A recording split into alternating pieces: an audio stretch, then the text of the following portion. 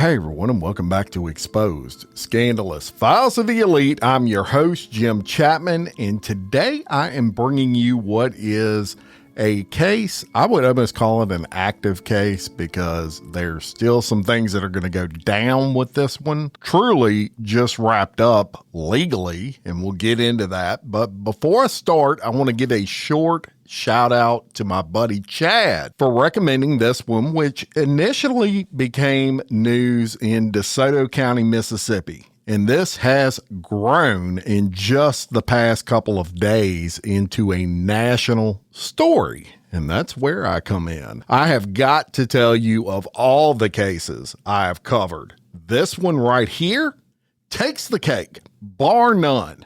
Shocking, appalling, every other adjective that you can think of. So as I mentioned, this particular story took place in DeSoto County, Mississippi, which for those unfamiliar, DeSoto County is located on the northwest border of Mississippi. It's just on the outskirts, and I mean just on the outskirts of Memphis, Tennessee. Now, the incidents that I'm about to tell you about more specifically took place in the Hernando area of DeSoto County.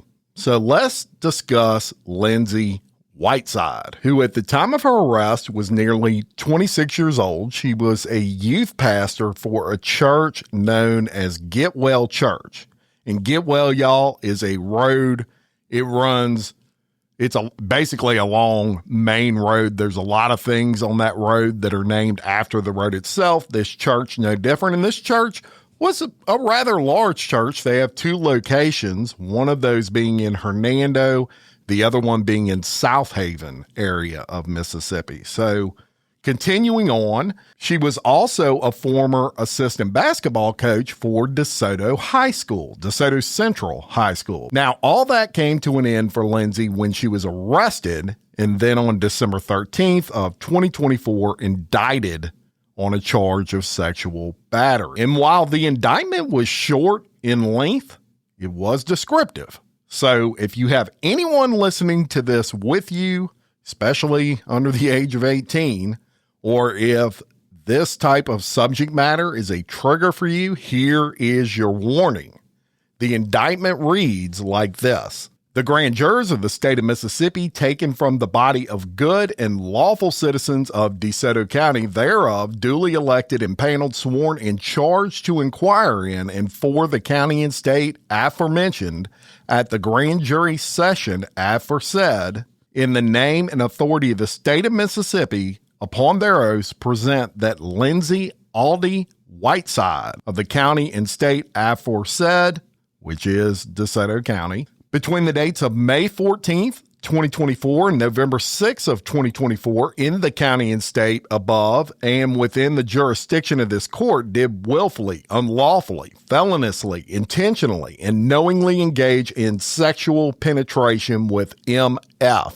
And it's just the initials because obviously this is someone under the age of 18, a child less than 18 years of age, by placing her finger in the vagina of MF and or engaging in cunnilingus, by touching her tongue to the vagina of MF at a time when Lindsay Whiteside was in a position of trust or authority over the child in direct violation, and it goes into the section. So that is the indictment of Lindsay Whiteside. And as you can see, very serious shit, right?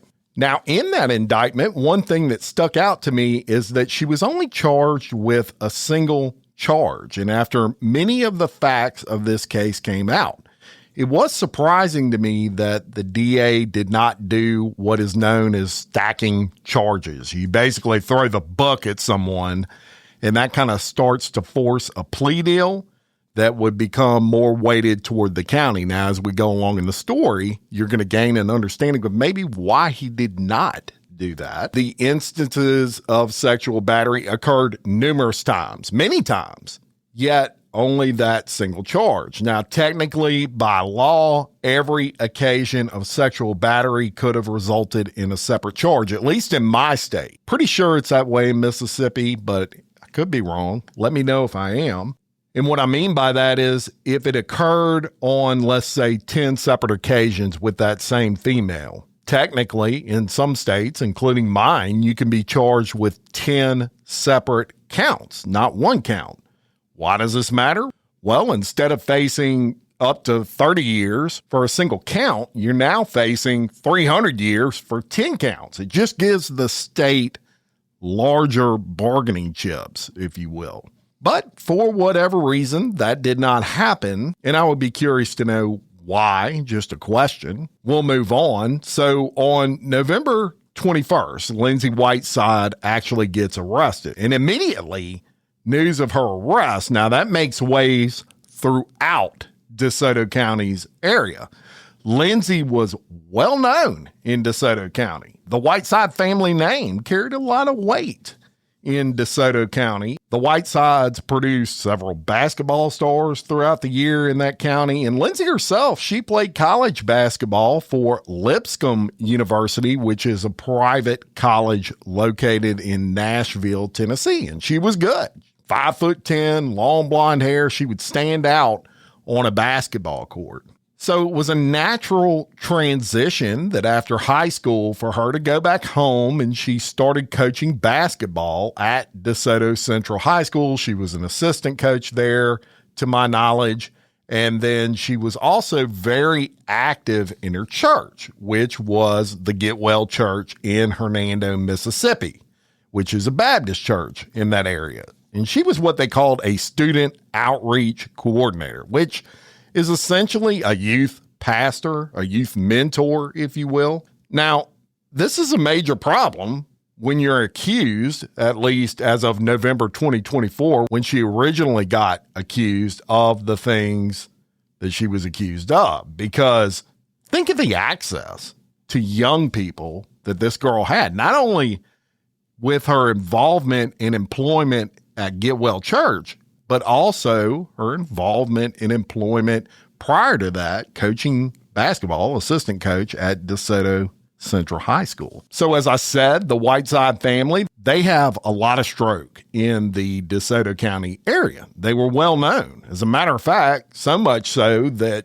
2 judges, and there were only 2 circuit judges in DeSoto County, those judges would have to recuse themselves due to their relationships with the Whiteside family. One of them, I believe, went to church with the Whitesides, knew Lindsay very well, and the other one was friends maybe or had some sort of relationship with someone in her family. But for whatever reason, they would recuse themselves, and that would really come into play later on in this story. Now, the fact that they recused themselves, I have no problem with whatsoever. I think it was the right thing to do. The problem you run into if you do not recuse yourself is if Lindsay Whiteside is found innocent and then come to find out the judge went to church with her, which that would come out, right? That opens up a big shot at an appeal for a defense team. So if you recuse yourself, you just keep the public's eyes off of the fact that maybe there was some tomfoolery going on, for lack of a better word. So we'll move on. Most of what we know about this case, it stayed under wraps until about a week or so ago, maybe a week and a half. And that's typical, especially in cases involving underage victims. You want to, more than anything else, protect the privacy of these victims. And I got to say, the DeSoto County District Attorney did a great job, an amazing job of doing this prior to that conviction and sentencing that just occurred. Now, what we have learned in the past week has been nothing short of shocking. So on November 6th of 2024, the sheriff's office, they get notified by someone that the minor in this case confided in them that Lindsay Whiteside was having a sexual relationship with her. The sheriff's office notifies the DA, and as I told you, on December 13th, Lindsay Whiteside, gets indicted. Now, the 2 judges, as I said, they had to recuse themselves, so the DA at this point has to go outside of the county to get a judge. And when something like this happens, the county DA does not just go pick a judge out there and say, hey, man, you mind coming to DeSoto County and overseeing this trial that we're about to have. They don't get a choice in that. The judge is actually appointed by the Mississippi State Supreme Court. And this process is called appointing a special judge. This is what these judges are known as, special judges.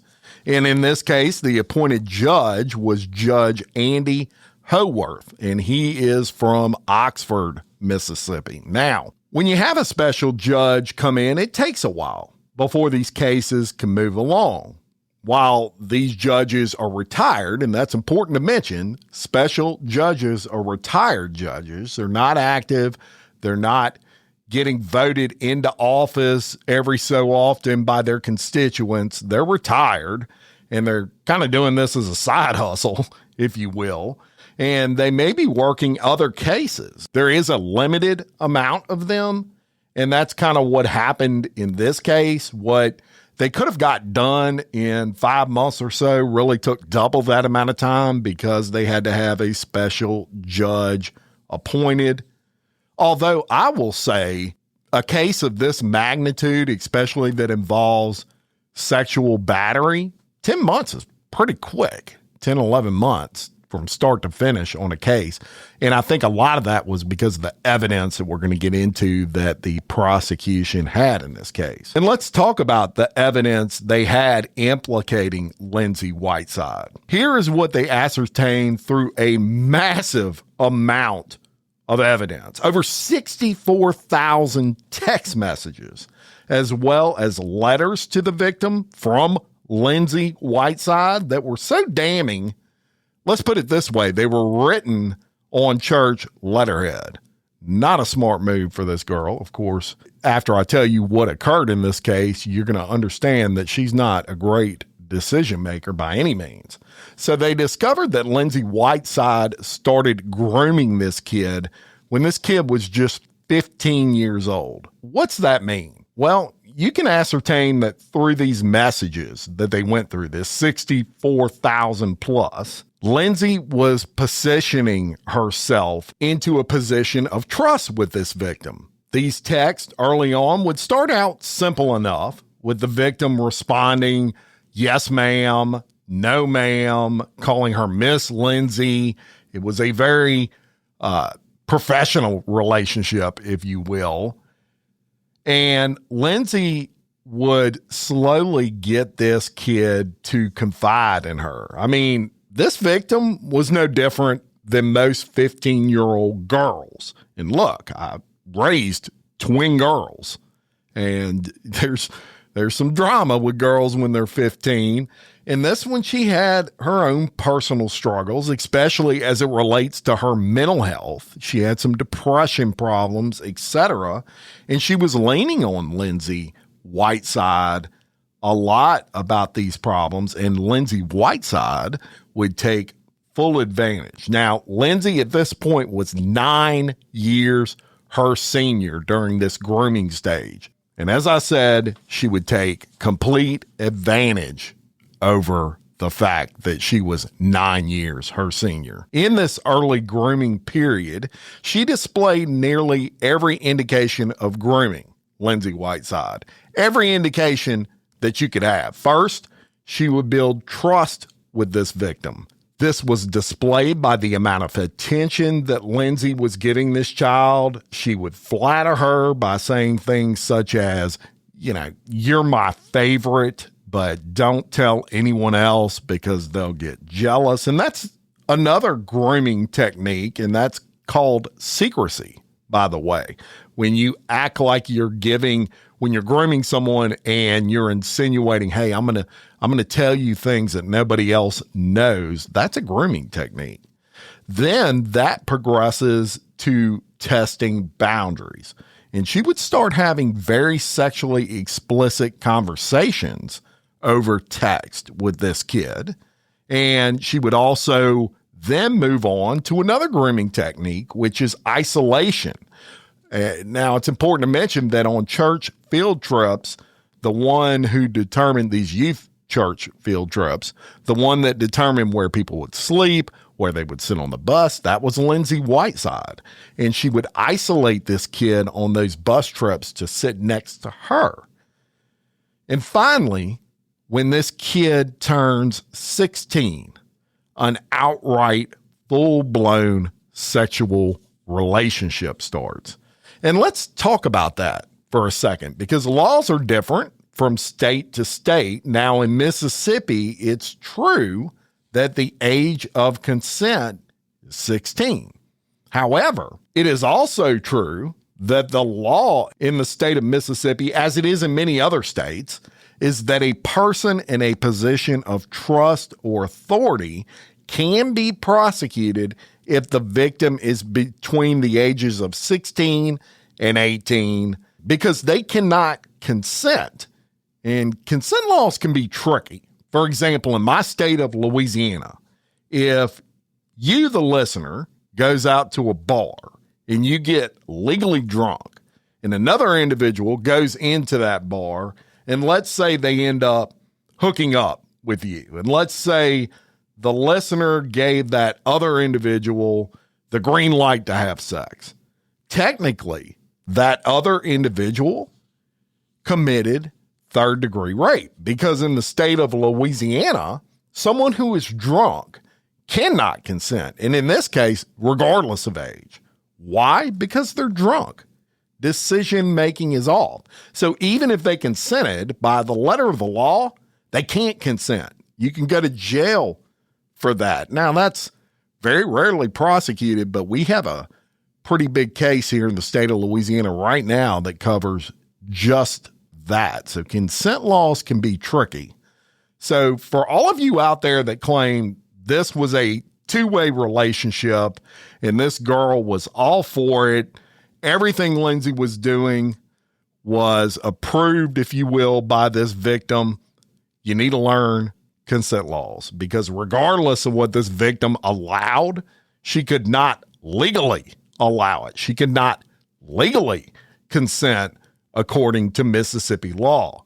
And this is to protect 16 to 18-year-olds from being sexually battered by people such as teachers or preachers specifically. And you can throw law enforcement in there, anyone else with perceived authority. So this predator, and I'm going to call her a predator, Lindsay Whiteside, she would go to some very sickening, downright disgusting things to get this kid alone. She would offer to babysit the younger kids at the home. And she would buy the parents concert tickets, for example, which she did on one occasion. And she would say, hey, I got y'all these tickets. Y'all go have a night on the town, and I'm going to watch your kids. And imagine for a second being these poor parents when you discover that this person you trusted, she was looked at this point like family, while you're out on a rare night on the town, was at your home, essentially turning your daughter out, as they would say in prison. How awful these people must feel for something they really would have never expected from this sick chick. That is a disturbing level of manipulation. Now, in addition to that, Lindsay was also, as essentially the youth pastor of this church, responsible for a lot of things. And I already covered she was responsible for where these kids would sit on a bus when they would travel on the church bus. And why is that important? Because on one occasion, and again, to give you the best picture of how twisted this girl is, I'm not going to sugarcoat it. On at least one occasion, while this kid is on the bus, and this bus is full of other kids, it's full of other church leaders, this monster takes a blanket, puts it over this kid's legs, and finger fucks her right there in the seat. And how do we know this? the text messages. And if that does not tell you how twisted this girl is, I don't know what will. And to those that say, well, the age of consent in Mississippi is 16, and she did not know the whole rule with position of authority aspect of that, to you I say this: why are there text messages talking to the victim to, quote, make sure she deletes certain text? Why are there messages telling the victim, I can't message you from the church computer because the church might call the police if they see what we're talking about? Now, I'll tell you why. It's because she knew what she was doing was not only wrong, it is fucking illegal, and it's tremendous proof for prosecutors in this case. And these incidents weren't a one-off. Not that that would make much of a difference, but they weren't a one-off. These were repeated over and over and over again. Not just a one-time thing. She would involve and suggest alcohol to obviously try to lower this kid's good judgment. Now, the district attorney in this case is a guy by the name of Matthew Barton. And you're going to hear from him in a little while. And I got to say, man, I like this guy. He has been saying lately what I have been saying for years on the Bad Teachers series that I bring you almost on a weekly basis. He said he had the goods and he was willing to go to trial, and he flat out refused to cut a deal with Lindsay Whiteside. And y'all, I have covered thousands at this point of court cases throughout my career in podcasting. I cannot tell you how rare it is that a DA not cut deals when he has the goods. And my biggest pet peeve in life as it comes to the court system is when you have all the evidence as a prosecutor and you still cut a deal. So DeSoto County, hold on to this guy. He's a keeper. He fights for these victims. He doesn't give up the farm just to get a conviction. Shout out to him.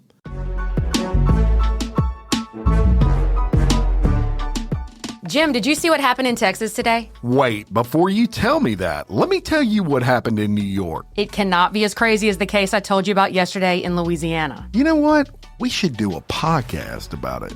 And with that, we did. Crime Wire Weekly covers the crime news headlines that have dominated the week. We cover trending crimes from all over the country and even sprinkle in a few globally. Crime Wire Weekly is available now wherever you listen to your podcasts. Simply by searching Crime Wire Weekly or clicking the link in the description of this podcast.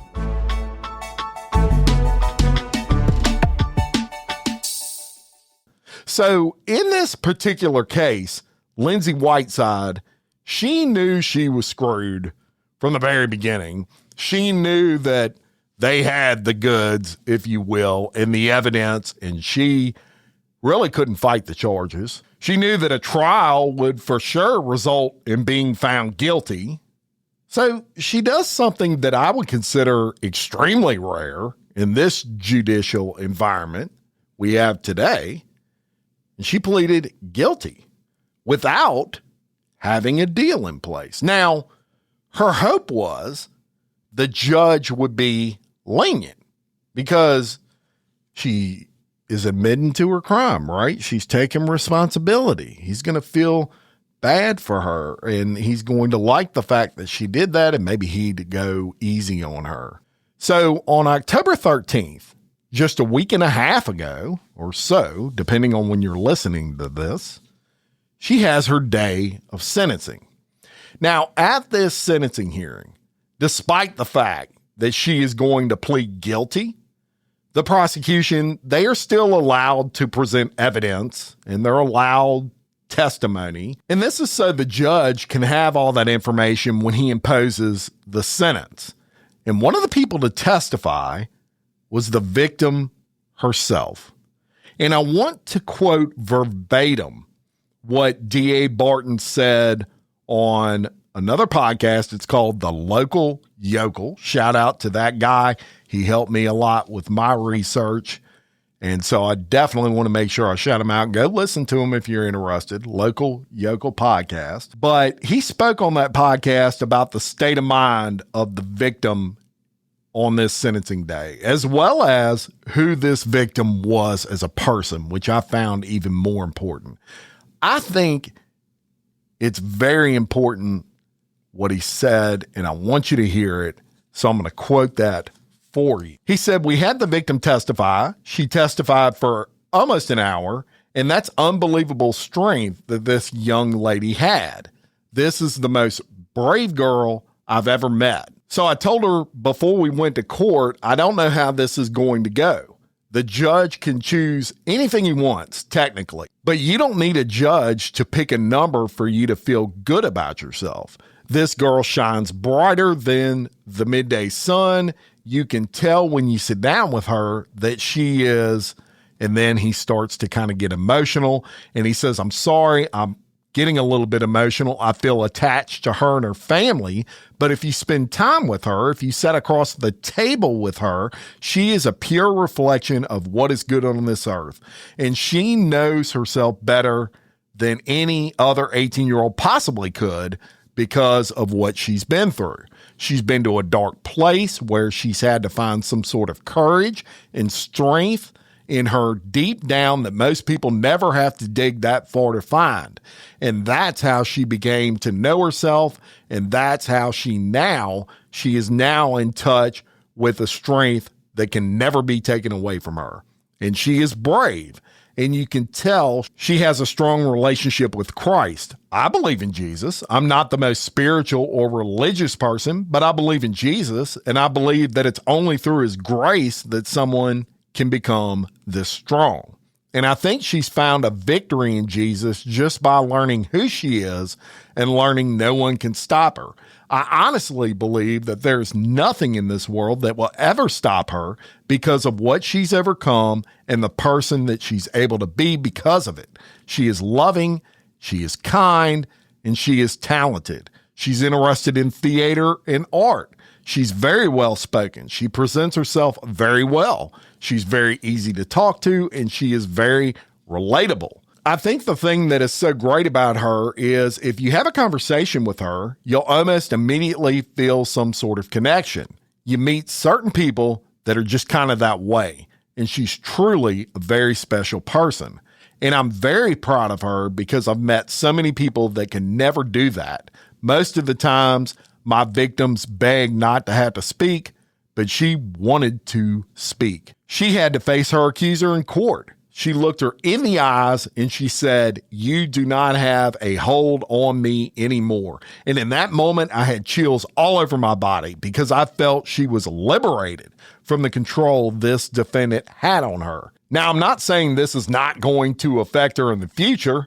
There's pain that you never get rid of. You just learn to put it away somewhere. You learn healthy ways of coping. But she is liberated now because she spoke up for herself. And even though the system failed her with the sentence, she will not be held down by anybody. I told her after it was over that I honestly feel like she is a rocket ship at a launching pad and about to just take off straight up. The trajectory for this girl is out of this world, and I don't think anything will slow her down. So that tells you a little bit about who this kid is.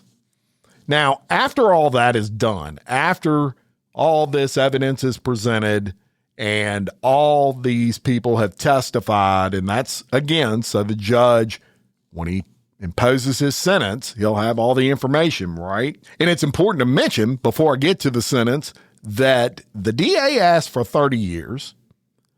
The victim asked for 30 years. And the victim's family asked for 30 years. This was all, they all spoke to the judge and said in open court, "We want 30 years. So the judge imposes his sentence. And get ready for this. Lindsay Whitehead is sentenced to 3 years of house arrest, followed by 7 years of probation. All that in spite of having the victim herself testify for almost an hour at the sentencing. Not a single day of jail time. And let me cover house arrest real quick. This ain't you're stuck at your house for 3 years. It doesn't mean that.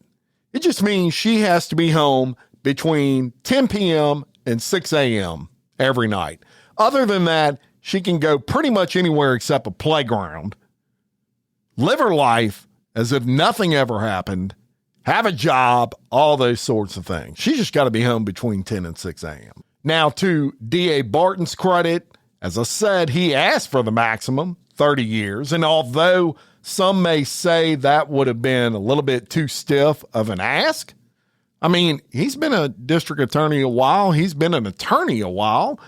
You ask for 30. Typically, you're really hoping for 20, maybe 10, but 0? It's unprecedented. Now, a couple of things about Lindsay Whiteside's attorney in this case that I think are important. First, he's considered one of the best attorneys in the entire South. His name is Steve Farisi. And look, in my experience, I've known a lot of attorneys of Italian descent, and they are always good for whatever reason. Farisi is no different. So the fact that he has allowed his client, this great attorney that he is, he allows his client to enter a guilty plea with no deal in place, that tells me, I would suspect, that this guy knew something. This is just my opinion. I have no direct evidence of this, but I've covered enough of these types of cases to know if you're that good of an attorney, there's no way you're just going to throw your client at the mercy of the court without knowing something relative to the sentencing part of this case. This one just did not pass the smell test. And it's worth noting that it has also been said that the special judge in this case was Farisi's divorce attorney. That's been said.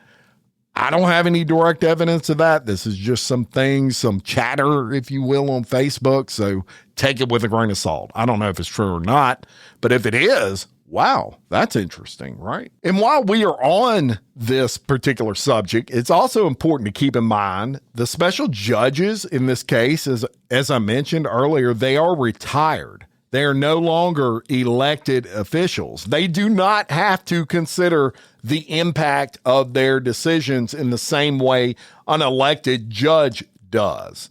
This judge can pass a bullshit sentence, for example, like we have here, and I'm not afraid to say it. That's a bullshit sentence. But they can pass that type of sentence, and there's no re-election concern in the back of their mind. Yes, when you're a judge, you're not supposed to have that anyway. I get that, but we are all human. And when you're worried about getting reelected in 2 years, you certainly are a little bit more cautious on your decisions. Now, I'm sure he can get removed from the bench by the state Supreme Court, but think about it. If you're in his position, so what? He's retired. He just loses his side hustle, essentially. Now, it's what came out after this sentencing, if you ain't heard enough to piss you off, that has turned the entire county of DeSoto sideways. And it's really launched this case nationally, and that is as it relates to the character letters that were written on behalf of the convicted, in this case, Lindsay Whiteside. Now, as if the 49, and you just heard me right, 49 character letters were not enough, the fact of who they came from were even more shocking. Vice principal of a school, 9 teachers, a former police chief that went to church with Lindsay Whiteside. But the most shocking one came from a school board member, an active school board member in DeSoto County by the name of Michelle Henley, an elected official for the freaking school board, writing a character statement for someone accused, then admitting guilt of sexual battery of a child. And it has come out that, again, I don't have any direct knowledge, but this has been said from the district attorney that she knew that Lindsay Whiteside was going to plead guilty. So she knew she did this.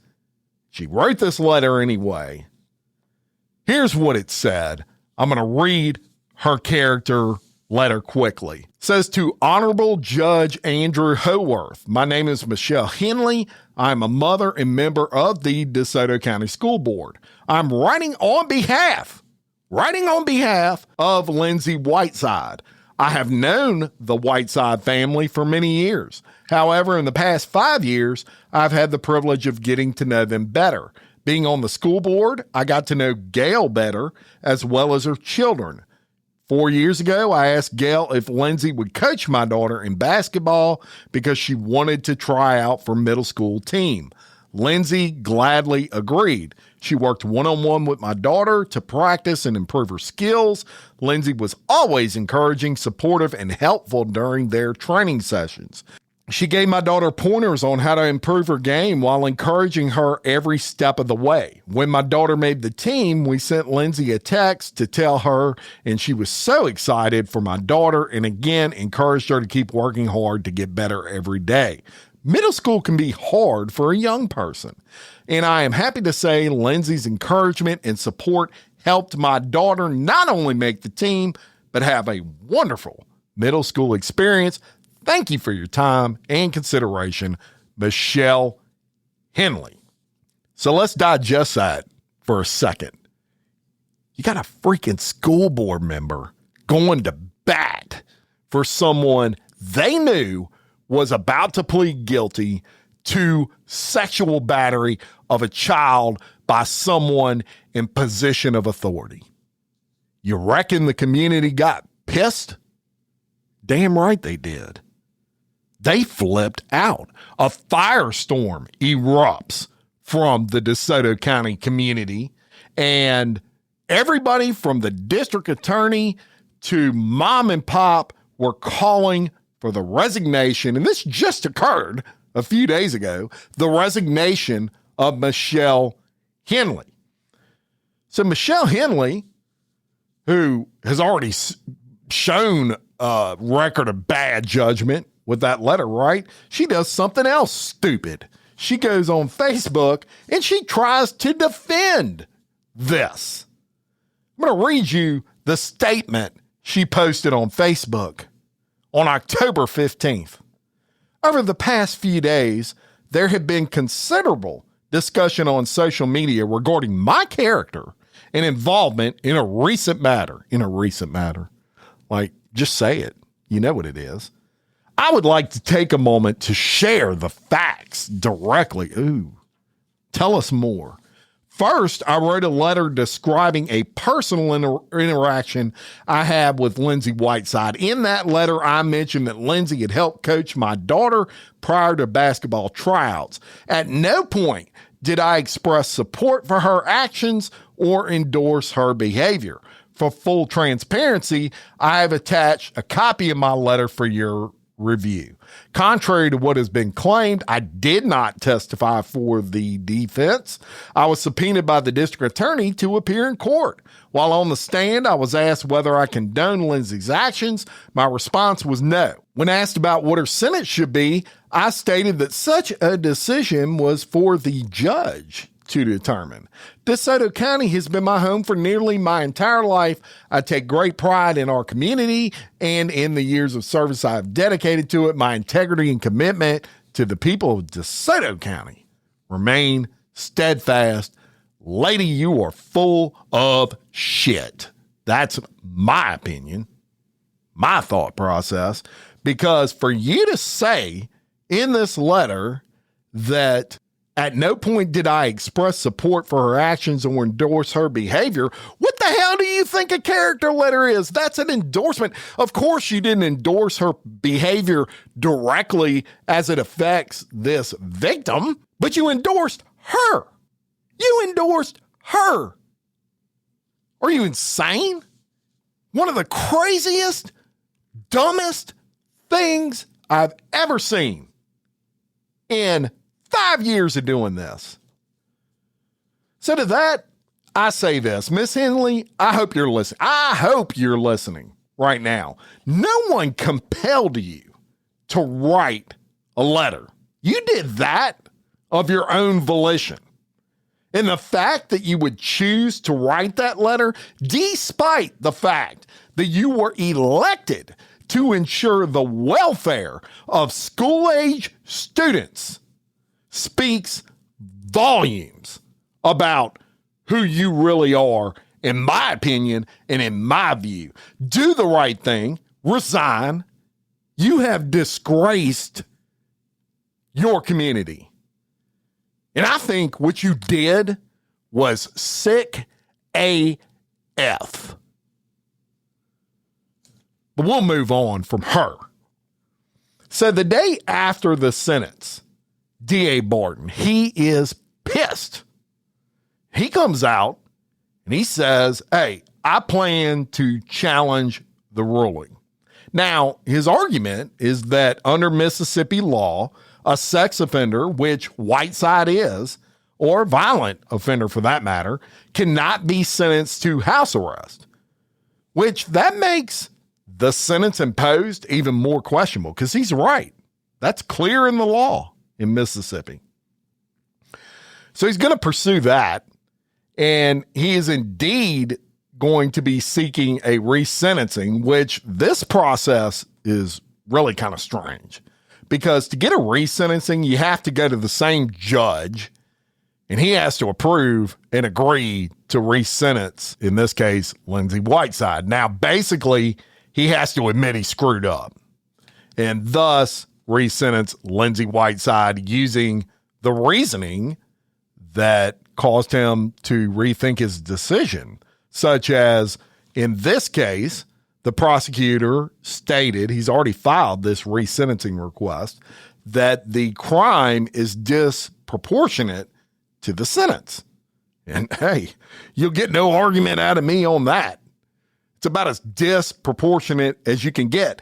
And look, this judge has a history here. He has some precedent that he set on how he sentences people involved in these crimes. And I'll tell you another thing, and then we're going to get to the DA's press conference, because that's very important for you to hear. In this press conference, one thing I do want to mention is, man, he and I are on the same frame of mind, because he says something in that press conference relative to, if this were a guy that had sexually assaulted this girl, he'd have went to prison.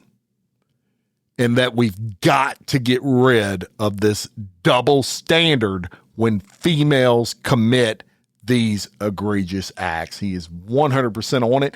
That's why I've done a series for the past 2 years called Bad Teachers on Exposed Scandalous Files of the Elite. I do that specifically, and I cover specifically women who are sexually assaulting. Most times it's boys. And the reason that I do that is, you know what? They almost never get jail time.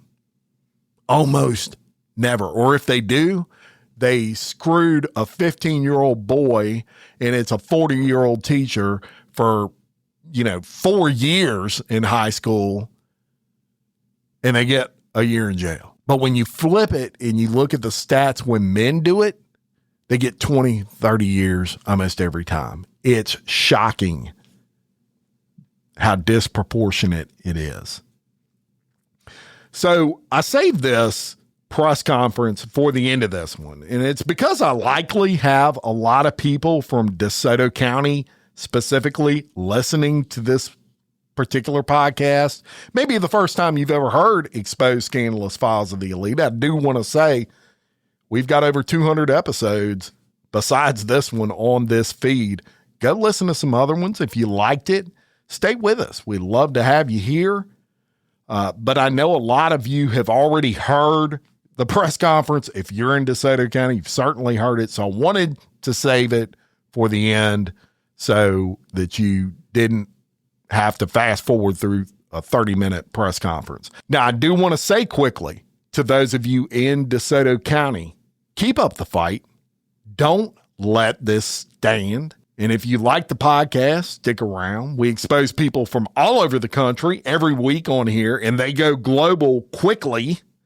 And if you see D.A. Barton around town, shake his hand for me. Tell him it's from me.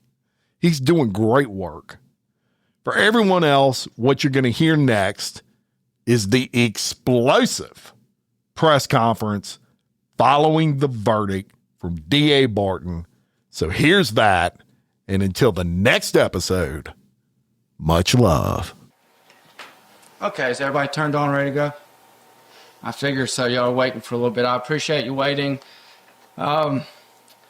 In case this is streaming somewhere, I will warn audience the subject matter may not be suitable for everybody.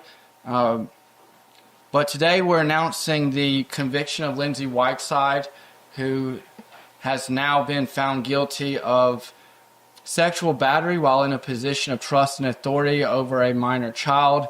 This stems from her time as a youth pastor at Getwell Baptist Church in Hernando. The victim in this case was a member of that youth group, and that is what created the opportunity for this repeated sexual abuse of a child.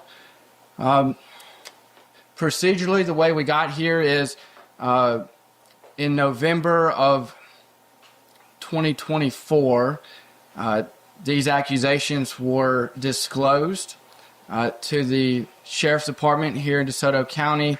They were investigated right away. Our office was able to secure an indictment in less than a month after the investigation started. The case that was put together was very, very good.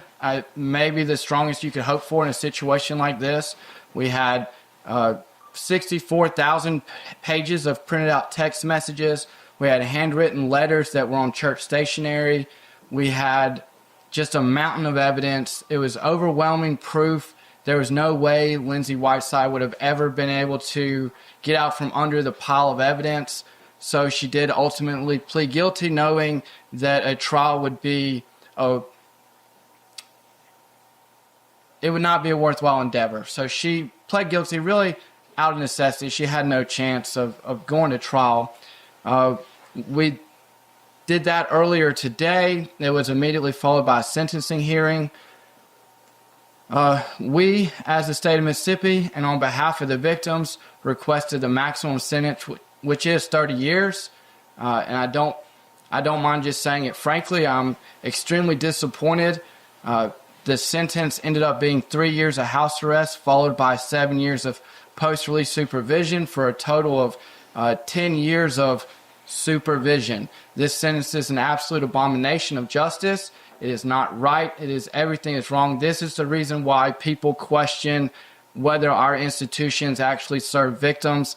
This is the wrong message. It is very, very difficult for a victim of a crime, especially a child, to come forward and then to have her voice silenced by a horrible, horrible sentence, miscarriage of justice. Makes it even more difficult for future victims to want to come forward and be brave. I want to commend the victim in this case and her family. I've rarely seen such a display of courage and faith, and I consider it one of the privileges and honors of my career so far to have represented them in this process. I'm very disappointed that we did not get a result that I think was appropriate, but I am very proud that our victim did what she was supposed to, and that was speak up for herself. And even though we did not get the result we wanted, that will never be taken away. Lindsay Whiteside will have to register for the rest of her life as a child sex offender, which will hopefully be a mark to show society that she is the worst type of menace that can never be trusted. She was trusted with a congregation. She was trusted with children, and she betrayed that trust. She used the gospel of Jesus Christ as a weapon. She used the vulnerabilities of a child who was going through personal struggles to gain access and manipulate an entire congregation, but even worse and more specifically, she manipulated a family through a undeniable pattern of abuse that started with several months of grooming and then several months of prolonged and repeated sexual abuse in the worst type of manner.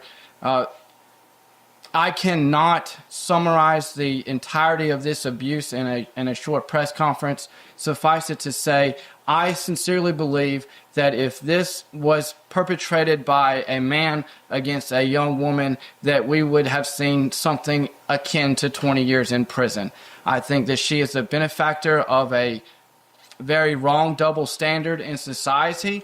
I think that it is high time for people to start paying attention to what goes on in our court systems, because this is an absolute travesty. It is not right. I condemn it in every way. I am quite frankly somewhat ashamed to be associated with a system that has performed so poorly in this matter. We have advocated as zealously as we possibly could. We put forth as much evidence as we could have ever hoped for, and this decision is quite frankly just poor. With that said, I am very honored to be joined by a member of our victim's family. Her name is Pam Pegram. She has prepared a statement that she would like to share on behalf of the victim. It is my belief that victims should always be heard, and so I am sincerely proud to turn it over to her for a moment to share something on behalf of the family. Thank you. Thank you. My name is Pam Pegram, and I'm speaking on behalf of the victim's family. It's my family. Today, a very brave young girl showed remarkable courage as she shared about the abuse she suffered from a sexual predator, Lindsay Whiteside. This vulnerable child was manipulated and betrayed by someone more than 9 years older than her, who was supposed to be her spiritual mentor, someone who grossly abused her position of trust, someone she looked up to as her youth minister. The evidence presented today was vile, it was evil, and quite honestly, it was shocking. How could anyone do things like she did to a young girl and then show up, sometimes to preach at church on Sunday morning, sometimes to lead a Bible study, sometimes to lead a youth retreat or a youth event, after knowing what she had just done? Today, in Lindsay Whiteside's own words, through her text messages and her letters, we saw the depth of depravity, deceit, and deliberate efforts to hide her twisted actions. The pain and the suffering this victim and her family have experienced are beyond words. This trauma has touched every part of their lives, yet it does not define this victim or her family. As believers, we know that God will redeem what has been lost, and He will use this devastating season to grow us and strengthen us and draw us closer to Him. For almost a year, our family has remained silent, waiting for this day when truth could finally be revealed. During that time, we have heard the rumors, we have read the comments, and we have listened to people's opinions who did not have any of the facts or any information to base those on. That has only deepened our pain. Let me be clear. No adult should ever engage in sexual contact with a child in no way, shape, or form. The victim is never at fault. This adult could have any time said, "Mom, help me. Pastor, help me. Friend, help me." She never did. She plotted and she planned and she deceived and she manipulated so that she could have her way. When you support the offender, you re-victimize the victim. Y'all, this is why victims don't come forward and tell their story. Still, our family, we will stand firm in our faith. We believe in truth, justice, and even forgiveness. But can I tell you, forgiveness is hard. It is challenging, and it may be a day-by-day decision that we work our way toward. Now that Lindsay has been found guilty, I really wanted to say that justice had been served. But y'all, it has not been served. She gets to go home and put on her favorite pajamas and cuddle up in her favorite chair and hang out in her safe place, where she entered into our family's safe place and destroyed that. It became a place where she pursued the victim. How is this fair? How is this right? And the judge said that prison was for people that we're afraid of. Y'all, isn't prison a place for people who commit crimes, regardless of what they look like and regardless of whether you know to be afraid of them or not? I mean, like Matthew said, it would have been so different had the offender looked different. Can we all agree? Oh, but I have to say, for those of you who have prayed for us, for those of you who have supported our family during this horrific time, we are forever grateful and we appreciate you. Can we get you to spell your name for us? Yes. My name is Pam Pegram, P-A-M. Last name is P-E-G-R-A-M. Thank you. So, with that, I would just add briefly before I take in questions that it is true that when you support the abuser, you re-victimize the victim. And for that, that's part of the reason why I was so disturbed by the amount of pedophile sympathizers that wrote into the court. And specifically, Michelle Henley is an elected member of our school board. Our victim at the time was a student at one of the schools that Michelle Henley is supposed to help govern. And yet she wrote a letter in support of the defendant, that she testified on behalf of the defendant's good character, which I submit there is no good character to somebody that would sexually abuse a child. That I don't care how much good you've done in the world if it's followed up by committing a repeated sexual act against a child. This is somebody that was not victim of an overwhelming moment or a temporary lapse in judgment. This is more akin to an adult lioness stalking prey and then pouncing when it was least expected, and then continuing to do so over and over again. Lindsay Whiteside committed sexual crimes against this victim while on church trips, while on a bus with other kids, put a blanket over the victim, and then sexually abused her while in the presence of church leadership and other children, and then preached about Jesus. We're talking about that manner of depravity. It's awful. Because Michelle Henley is in a position of authority and trust over children, and yet sides with a child predator, I believe she's not fit to be on our school board.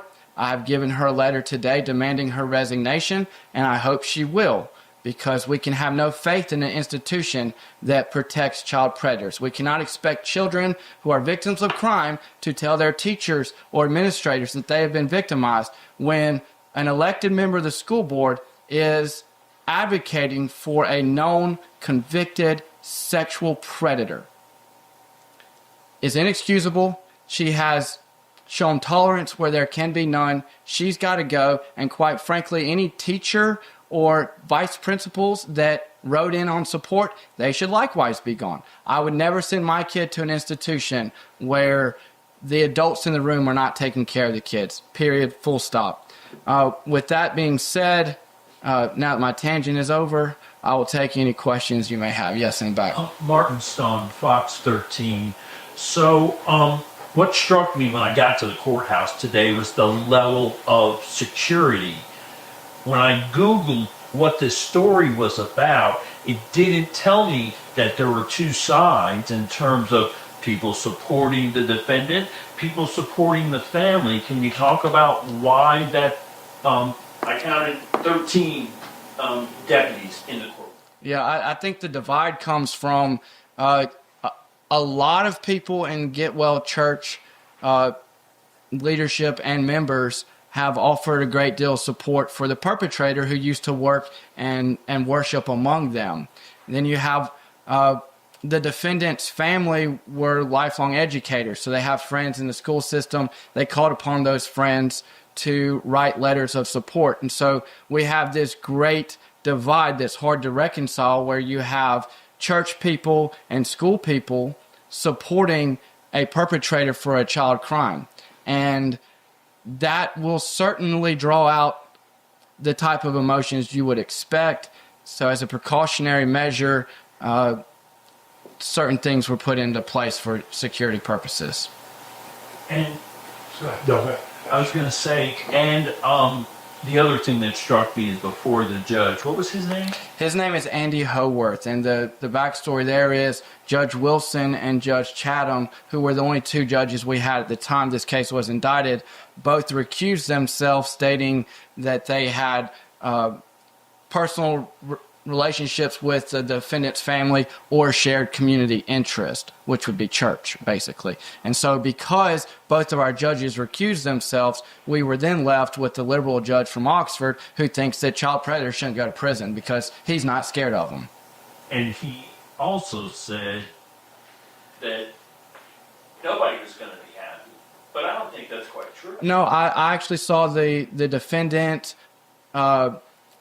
looking relieved. I heard some rumblings from her side of the room where they were actually very happy. This is exactly what they asked for. So they are very happy because she will get to go to the same restaurants that you and your families go to. She will continue to have access to people's kids, and she will live her life as she always does as long as she registers.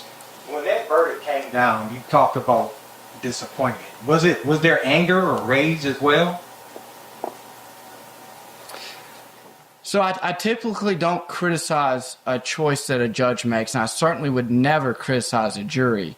In this case, we have a judge that acknowledged great harm being done to the victim and then essentially did nothing about it. And so it would be it'd be a little self-serving for me to pretend like I don't have a little rage or anger. I certainly do. I think the broader problem is the implication a sentence like this has on the community, because you can't. How are you going to trust a system that lays down for a perpetrator like this? So I know we had a question here and then there. Okay. Yes. Judge? In your capacity as a DA, can you ask for a sentence review to see if you can be handed a harsher sentence? So we do not have the option for any type of appeals or sentence reviews. When a circuit judge makes a decision, that's just a decision. That's why elections are so important, because voters are the only person or the only people that have any sort of oversight on a circuit judge.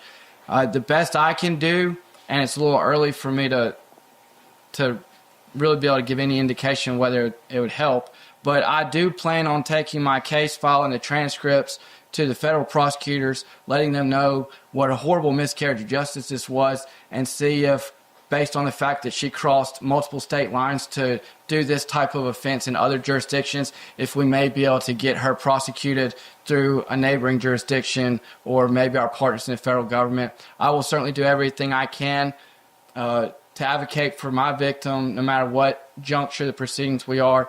I can't personally prosecute or appeal anything, but I will certainly appeal to prosecutors in other jurisdictions, share evidence, and plead for them to pick this up so that hopefully she'll be properly punished. Let me go over here real quick. Oh, I just wanted to ask, we were supposed to start at 1. Was there anything in the courtroom that filled it up longer than? I think maybe there were more people coming in than were maybe expected, and so they're giving some time for that to settle off.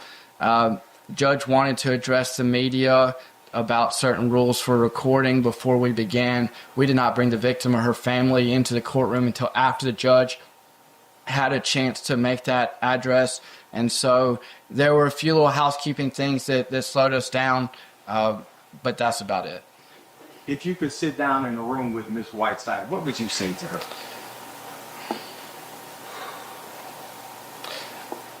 I think she's such a narcissistic a manipulative person that there's probably nothing I could say that would even register with her. As we stood there today, she was making excuses for herself. She was downplaying what she did. I don't think she fully even gets it. She is so self-absorbed that speaking to her would only fuel her own desire for attention. She wants to be special. She wants to have attention from a congregation or social media or whatever, but she's not special. She's just a child predator. She is notorious at best, and she will not be remembered for her father's legacy. She will not be remembered for any contributions her family made to education. She will be remembered for what she is, and that is a child sexual predator. And I will tell you, there's nothing good about someone who will prey upon a child. That's what she'll be remembered, and she's not worth anyone's time, much less mine. Is the victim still a minor? The victim recently turned 18. Are you able to release the name, or? I'm not personally going to do it. Do you think that her families, like you said, the status had anything to do with maybe the ruling today? I think the fact that our judge is from an outside jurisdiction probably limits the amount of effect that could have. I think he had his own reasonings. I don't pretend to understand them. I'm not so sure that is the reasoning. But I will say that when you have you have letters from 9 teachers, you had a letter from a vice principal at a school, and you had a letter from an elected member of the school board. And so then you got many people from the church where she perpetrated these crimes also sending letters to the judge. So he probably felt safe making this decision, but I can't really speak to exactly what's in his mind. I can speak to what's in my mind, which is this is not right. Plain and simple. There's no other way to put it. This is just not right. I'll take one more question if there is one. I heard him say that prisons are for people that scare us. He literally said from the bench, this woman, Whiteside, doesn't scare him. That kind of scares me. Well, I think that my child is growing up here in DeSoto County. It's where I chose to raise a family. People like Lindsay Whiteside scare me. They're not going to be able to do anything to me personally because I'm older than she is. I'm stronger than she is. But I think about my child and the children that she plays with, and I'm really worried for people that aren't as guarded as I am because I see this every day. Most people don't, and it's the people you don't expect. It's the church pastor, it's the teacher, it's the coach or whatever. And so, people like her is a very scary part of our society. I don't know if you're just envisioning. Look, I come here all the time. Y'all hear me. I say, Stop Memphis, Save DeSoto. I'm very critical of Memphis criminals that come down here and perpetrate violent crime. I talk about it all the time. You don't have to look like that or act like that to be an absolute menace to society. I think that preying on a child sexually is very much more egregious than a lot of the crimes I'm seeing people in prison for every single day. There's no way to balance or rectify that. I think you have one. I'm going to call it, that's it. I have one more. Without going into graphic detail, what type of behavior, as far as manipulation, are we talking about? How long did this occur? I mean, she would bring alcohol to a kid. She would bring alcohol to a kid. She would buy her parents like concert tickets so they could have a night out, and she would volunteer to babysit. She would make reservations, say, "Hey, I can babysit." She was in charge of logistics for the church group when they would take kids on youth trips and church camps, things like that. And so she had the logistical control to determine where children would stay, what rooms they would stay in, what beds they would be in, dormitory arrangements, things like that, where they'd sit on the bus, whatever. And she would use that logistical control to isolate the victim away from everybody else so that she could perpetrate these heinous acts while on duty as a youth minister. She would I would just encourage all the prototypical grooming practices were displayed by Lindsay Whiteside. I mean, we could write a book about it, but like I said, this was not a one-time deal. This was a very calculated effort to abuse a child, and I think anyone that supports that should be ashamed.